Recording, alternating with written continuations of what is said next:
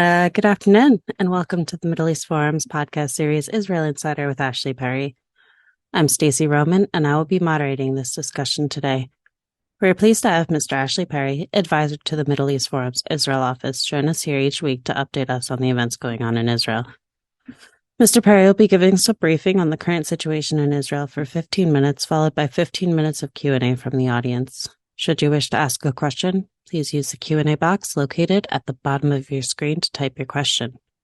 And with that, I will turn the discussion over to Mr. Ashley Perry. Thank you very much, Stacey, and good evening from Israel.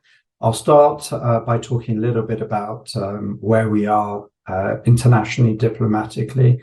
The war on the ground is perceived to be going relatively well, and I'll talk a little bit more about this, both from the Israeli perspective and also from the Palestinian perspective. But from the international perspective, things, as expected, are starting to get a little bit tricky, a little bit complex. Interestingly, earlier in the week, Foreign Minister Eli Cohen, I'm not sure if he said it for his own comments or he was asked, he said we have about 2 to 3 weeks left until there'll be great demands for a ceasefire. He then walked that back, I'm sure under pressure from above, to basically say that Israel will ignore any outside pressure and it will work or act on the ground until it achieves its objectives. But clearly the pressure is ratcheting up a notch or two. We see a lot of votes around the world. We saw one today in the UK Parliament calling for a ceasefire. That one particularly was voted down. We know that there's going to be UN Security Council meeting later today. And interestingly, as opposed to all the previous 4 attempts to try and get some sort of resolution calling for a ceasefire, which were always blocked by the US, there's now talk of something a little bit less, extended pauses. And what the feeling is from the diplomatic side from Israel is that it's possible or very probable that this resolution will receive more support and it will not be tabled until it receives that support, because it is watered down. It is probably something the Americans can accept. It's something which they themselves have called for. So it is a first step. It is something which, let's say, Israel's opponents can build on. But if it does pass tonight or whenever the vote takes place, it will certainly be a win for those who are creeping towards a ceasefire. What we do see is that the US and others, to a lesser extent, are putting pressure on Israel. We heard earlier in the week French President Macron talk about the fact that he doesn't like to see dead babies, dead women, etc. We heard the same from Canadian Prime Minister Trudeau, voices who a couple of weeks ago, certainly in the case of Macron, were extremely supportive. If we remember, in the first week of the war, Macron came to Israel and even talked about an international coalition to fight Hamas, just as there was an international coalition to fight ISIS. So we see a massive step down from that position. It is being assessed in Israel that's largely due to domestic pressures. We see massive demonstrations despite the illegality of anti-Israel demonstrations in France. We see mass demonstrations, we see riots, and probably that's what's put some of the pressure on Macron to move towards the more Palestinian position away from Israel. What we do see on the ground is almost every major IDF decision is taken through the lens of either, which basically come into one, is either through the lens of Hasbara, through public diplomacy, and I'll talk a little bit more about that in a moment, to satisfy world opinion. What has happened in the last few days, and I think we should take the Shifa hospital, the biggest hospital, the largest hospital in the Gaza Strip, one suspected, if not more than suspected, known to house a major Hamas headquarters, perhaps even the headquarters in the complex and certainly underground. It was a hospital that had not only just strategic value, but also symbolic value. As we know from the interrogations that Israel is conducting against the terrorists that it captured on October 7th or later, they truly believe that Shifa Hospital was untouchable, that the Jews, as they said, will never touch the hospital. They know that we have a stronger moral backbone, and so they felt that this was an extremely safe place. And in every single previous round of fighting, the IDF had against Hamas in Gaza, even when we did enter Gaza, it was clear that certain places like hospitals were out of bounds, and Hamas leadership, its military compounds were left untouched. It is clear today that sending a very strong message to Hamas and also perhaps other terrorist organizations, Hezbollah being at the forefront, that Israel is saying that there is no place that we will not go to. If it goes to Shifa, as I said, a compound which up until a few days ago had 40,000 people there, Hamas called on its people to rally and descend on the compound and basically try and make it into one big human shield. Today, it has been taken over by the IDF. The IDF has taken great care in approaching Shifa, as opposed to some of the other targets, like Rantisi Hospital, which Israel took over earlier in the week. And because perhaps of the speed of doing so, caught some of the Hamas people who were hiding there unawares, and they left quite a lot of evidence of weaponry, of it being a strategic headquarters, and even, sadly, almost certainly a place where they kept hostages. We found much evidence that hostages were held there, perhaps even tortured, perhaps even babies. They found it all, milk bottles, etc. But with Shifa Hospital, because the Americans and much of the world were putting a lot of pressure, and because there were so many people there, and because it's such a large compound, Israel really did take its time. It was instructed, if you want to use that term, by international community, not to use its air power, its air superiority, as it has been using throughout the Gaza Strip. Whenever it gets into a firefight with Hamas terrorists, it gives the coordinates, and the aircraft usually bombs, which makes it much easier for Israel to lessen casualties on our side and basically get further and further into the Gaza Strip. It did not do so. In fact, it gave a few days warning to the hospital administration, offering assistance, even delivering medical supplies today. All of this gave Hamas a lot of time to perhaps escape, to take a lot of its equipment and intelligence with it. Because when Israel came in, again, it's very early days, and we only saw a little, part of it today. A lot of what we saw under Rantisi Hospital, we haven't found yet, but it's a whole different ballgame. Shifa Hospital is a massive complex, and there is a very large underground command center with a very sophisticated tunnel system. So it could take us even a few days to go through and find what we can find there. But clearly, a lot of the IDF work is very much led by the PR, the public relations, the public diplomacy and advocacy elements, to make sure that the window remains as open as possible for Israel to act on the ground as it can. We saw a few images of victory this week. And what I mean by that, there's a lot of talk, and there's almost an obsession in Israel about what that means, the image of victory, when Israel will have known that it is victorious. And clearly it's not over, but some very significant, and I would argue symbolic, images came out this week, which, according to Arab commentators, have certainly, had their effect on Hamas. The first one is the fact that Israeli forces took over the Hamas parliament in Gaza. Ironically or not, it was the Golani Brigade, which had been decimated so much on October 7th, which actually took it over and took pictures inside it before it was demolished by the IDF. That is certainly a very symbolic picture, which has done the rounds, not just in Israel, but also in the Arab world.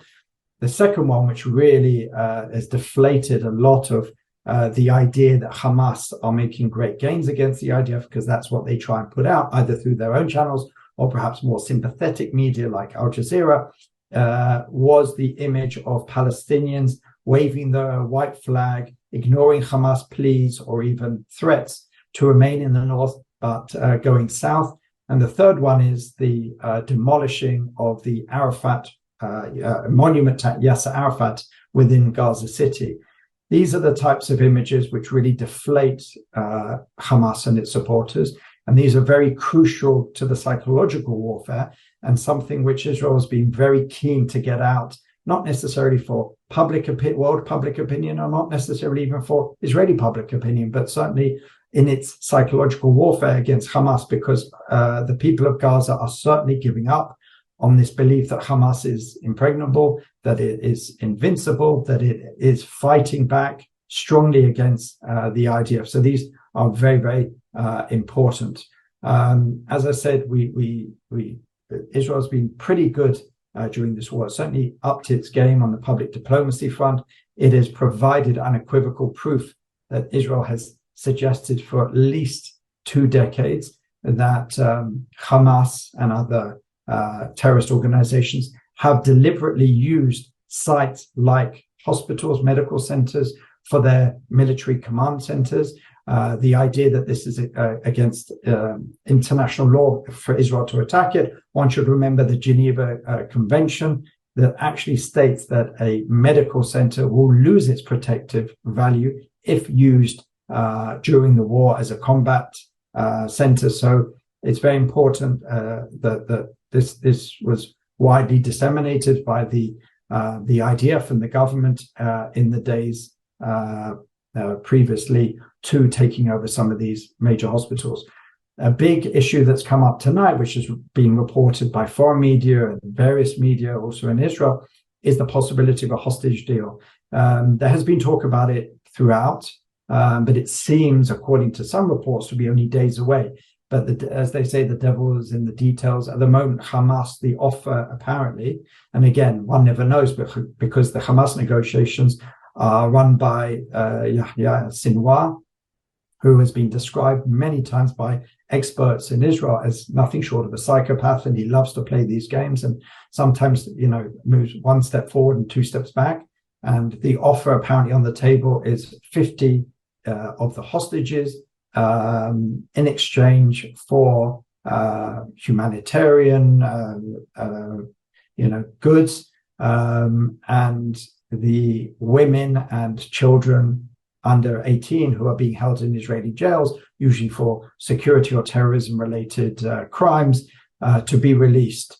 But most importantly for them, a pause, if you like, or a temporary ceasefire of 3 to 5 days. Now, I said last week that is the most important part of the deal for Hamas. They need a pause, they need a ceasefire because they are getting quite a beating. So that is the most important thing. Apparently, Israel is pushing back. It wants a much higher number of hostages. It says that it wants whole families released. If they're releasing the children, also they should release the mothers and vice versa. Israel is pushing very hard for a much wider deal, and they want that to become very much the framework for future deals.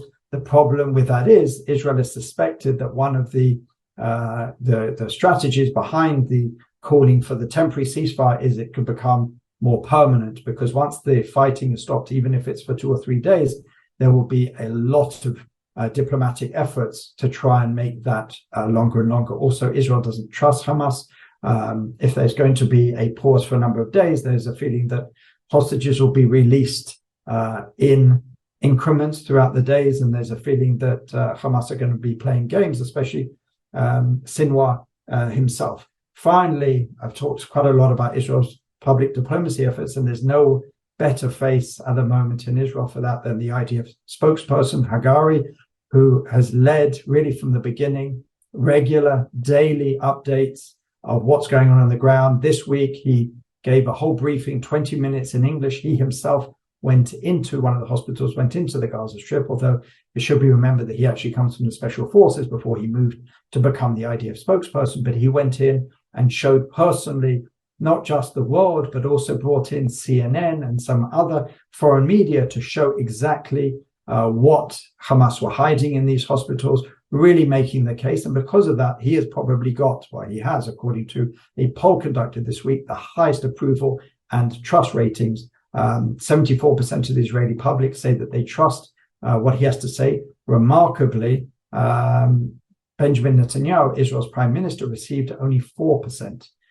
So definitely the Israeli public, as it has traditionally in times of war, has put its faith behind the IDF, even despite what happened on October 7th. And it's being led by the face of the IDF at this point, which is not necessarily the chief of staff, but the spokesperson, which, as I said, adorns the news every single night and gives a briefing, and importantly, has a question and answer session.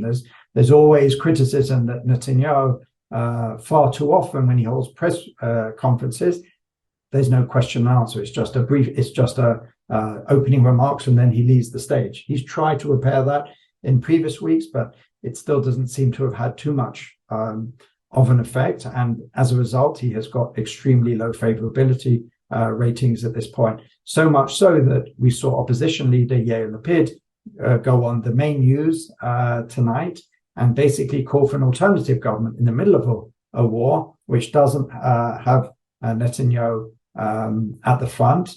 Likud, the party of Netanyahu, put out a press release basically saying that this is playing politics in the middle of a war and calling out Lapid. So we're back to these sort of petty politics, even in the middle of war, back to, sort of Israel's obsession with playing politics. But on the whole, the country is very much behind the IDF.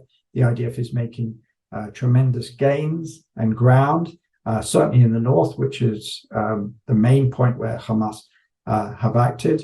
And we'll have to see what happens in the days and weeks ahead. So with that, I'm happy to answer any questions. Thank you so much. The first question is from Anthony Field asking, going back to your first point with the UN, is the United Nations institutionally anti-Semitic? Well, I mean, you have to look at the makeup. There is no one UN. The UN is a sum of its parts, especially in the General Assembly, also the Security Council, and all the different institutions. There are 193 member states of the UN. You have 22 Arab countries, 57 Islamic countries, which is usually part of a large group, which used to be called the non-aligned movement, which is basically the developing world, which is about 110 countries. So the Islamic and Arab countries have a majority in the UN, and that affects so much of what happens, because don't forget there's only one Jewish state. So the infrastructure and the way the UN is built is basically built in a way that Israel can almost never win. And we see this not just in the institutions and the assemblies and councils, but also from the very top. The Secretary General has come out with some appalling statements that many of them he had to walk back. For example, blaming Israel for the massacre that happened on October 7th, claiming it didn't happen in a vacuum, basically trying to explain and justify the attacks in some way. But the attacks on Israel from the UN keep on coming, especially from the Secretary General. And now we hear from various UN officials, especially those who are supposed to be dealing with the Middle East or the Israel-Palestinian issue, who have come out with statements remarkably saying Israel has no right of self-defense. In other words, Israel should not be responding to the October 7th massacre and the death squads of Hamas. It has no right to do so, and it should just sit on its hands and just accept the situation as is. That is the message that Israel is getting. So it has got to a point where it's becoming irrelevant in Israel's eyes and many, and certainly it is institutionally, let's say, extremely anti-Israel to the point beyond reason. On the anti-Israel front, Wayne Gradman states his disappointment with some of the major media outlets here in the United States, especially with interviewing Palestinians without asking why, or Gazans, without asking why they stayed in the north and whether they should have left. Do you think that the United States media is should have this responsible media practices? Well, it's not just in the United States. It's across the world that we're seeing a certain problematic nature of accepting Hamas and those under Hamas's rules words at face value. You know, when Hamas put out this number of 11,500 deaths, first of all, we should remember it's the same organization which claims that they didn't target civilians on October 7th. So they're obviously an organization that has no problem lying and murdering. And second of all, within that 11,500, it includes terrorists. It includes those who perpetrated the October 7th massacres. It includes those that were killed by Hamas. As we know, they've targeted their own people, those who have stood against them or have tried to run away. We know in that number also includes those Palestinians who were killed by Hamas or Islamic Jihad rockets that malfunctioned. We know at least 12% of the 10,000 rockets aimed at Israel fell short within the Gaza Strip. The most famous one was that hospital, Al-Ahli, where basically Israel was initially blamed, but then it's clear that everyone agrees that it was Islamic Jihad. You know, those people are included in that number. So we should take that with a grain of salt. What happened today on the BBC was absolutely outrageous, where they basically took a Reuters a report straight from the IDF, which said that the IDF is entering Shifa Hospital with medical staff and Arabic speakers, and turn that into Israel is targeting medical staff and Arabic speakers. As someone who's worked with the international media for many, many years, to my mind, that was not a mistake.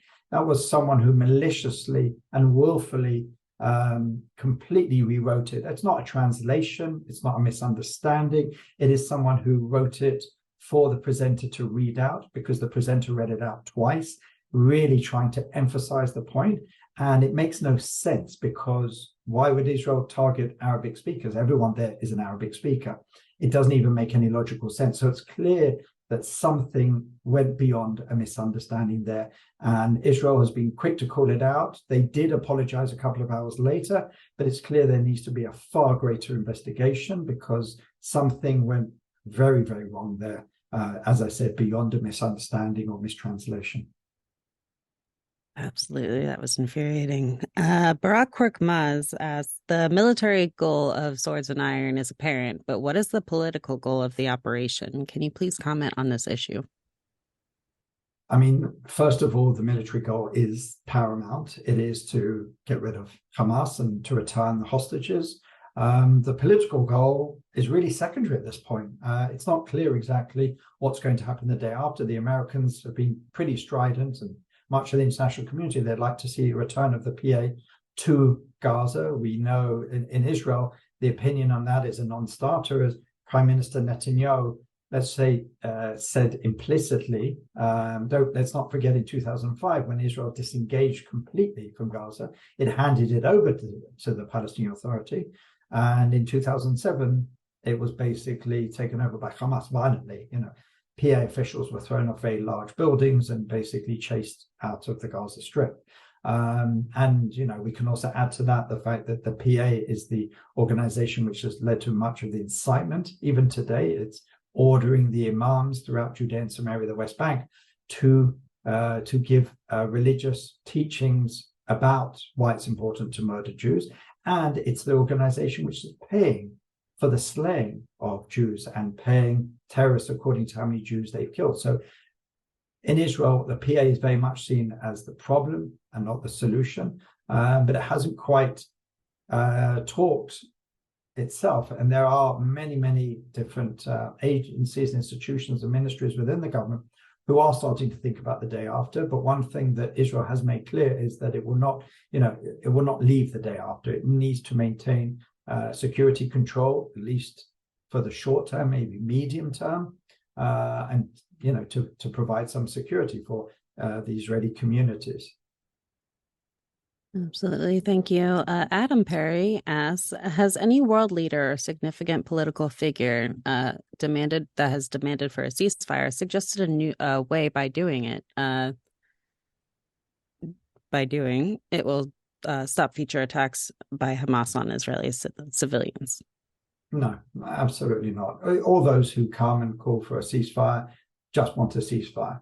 They haven't said how that would stop Hamas, which have declared that they will do October 7th again and again and again and 100 times again. It's a populist call. It's clear. It's not a meaningful, it's not a practical call because it never comes with any, as the question refers, it doesn't come with any further details. It doesn't say how it would deter or prevent Hamas from rearming, from threatening Israel and Israelis again in the future. It's a populist call.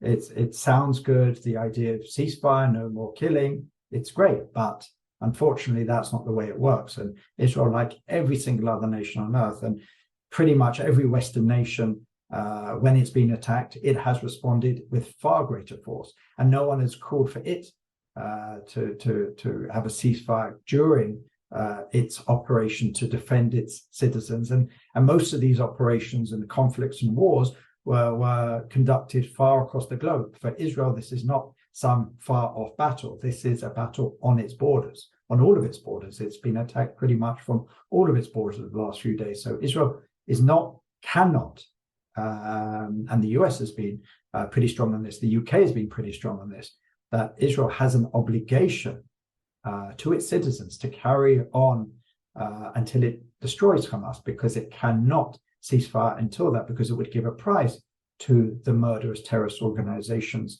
and basically teach them that, you wait long enough, and if you sacrifice a few of your, as many of your civilians as possible, eventually the international community come to your rescue.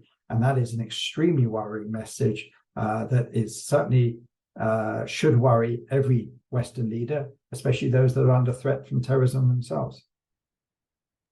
Absolutely.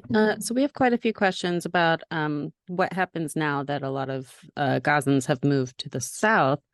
Now that there are so many civilians in the south, does that not create a difficult problem for the IDF in defeating Hamas there?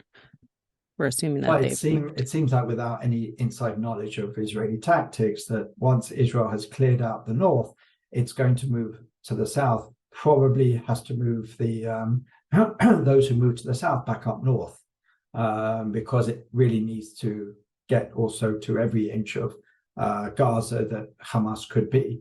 And it's clear that they still have an infrastructure in place at Khan Yunis in the south. It's still, firing rockets at Israel from the south, so it still maintains its military capability. And Israel, in its goal of eradicating Hamas, of destroying Hamas, it will have to act in every inch of territory. So I guess the theory is that once it's cleaned out the north, it's going to have to move south, because also we know that a lot of those who are in the places like Shifa and others, the high-ranking terrorists, have an underground system which basically stretches the whole of Gaza, and they've moved south. And so if Israel really is going to destroy Hamas and take out its leadership and its command and military command, it has to basically reach every single inch of Gaza. So it probably means that after it's worked in the north, it will probably start working its way south. Again, probably allowing for a humanitarian corridor for civilians to move out of harm's way. Thank you. Len Getz, I guess we'll end on a positive note here. Has the DC pro-Israel rally with about 300,000 attendees been giving any attention in Israel? And he also follows up. Hillary Clinton, Senator Mike Johnson, and Congressman Fetterman have publicly stated their opposition to a ceasefire. In spite of the show of support, is Israel feeling pressure from the Biden administration?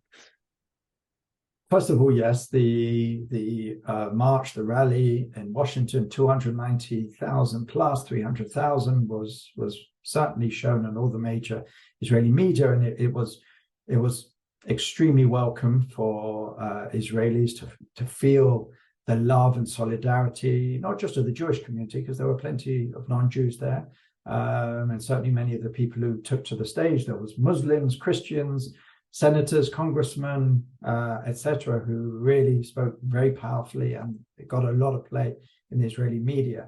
The Biden administration, on the whole, is still very strong. We heard the National Security Council spokesperson, Kirby, I can't remember his first name, who again has been pretty strong throughout the war, and he said that he accepts and that the US's own intelligence demonstrates that Israel had a right to go into Shifa, that it was being used by Hamas. Obviously, they said that they expect as few civilian casualties as possible, which is certainly what Israel did. So at the moment, the US administration is still strong. It's still not calling for a ceasefire. It still understands Israel's position, despite here and there some pushback on, or at least warnings on what Israel's doing. But as Kirby said himself, when he was asked, did the US give a green light to Israel's Shifa operations, he said, we don't give a green light to other countries what they have to do, which was a very good point, that Israel acts independently. Yes, we take advice. Yes, we are aware and cognizant of what the international community thinks and says.